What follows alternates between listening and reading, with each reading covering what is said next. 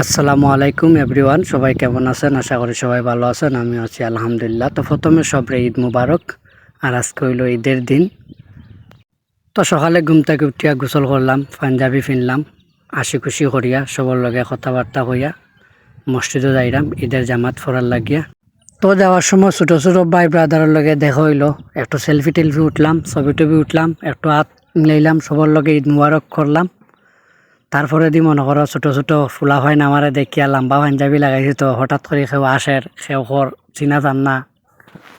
তারপরে দিন নমাজের টাইমে গেল, ছোট ভাই একটা কইলো আইও সব বইতাছই নমাজর চলো জামাতর টাইম হয়ে গেছে। তখন জামাতো আইলাম, জামাতো পড়িলাম, জামাত শেষে হুজুরে কুতবা পড়রা, আমরা সবাই হুন্ডাম বইয়া এর মাঝে দিয়ে একটা ভিডিও করলাম। আর দেখতে পাররা আমাদের গ্রামের সব মুসল্লি হল বাত নামাজ পড়িয়া সবে দোয়া দুরুদ করবা।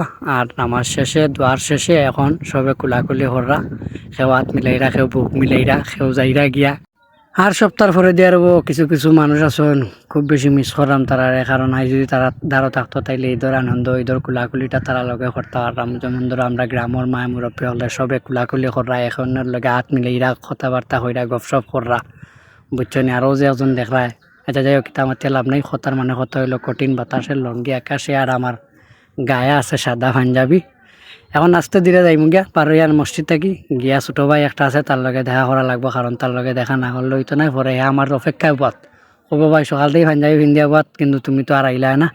তারপরে দি মনে করো অবশেষে তার লগে দেখা হইলো, একটু মাত কথা মাতলাম, ভিডিও করলাম, ঈদ মুবারক জানাইলাম সবরে, হেও জানাইলো। তাইলে সব ভালো থাকবা, আজকের ভিডিও পর্যন্ত।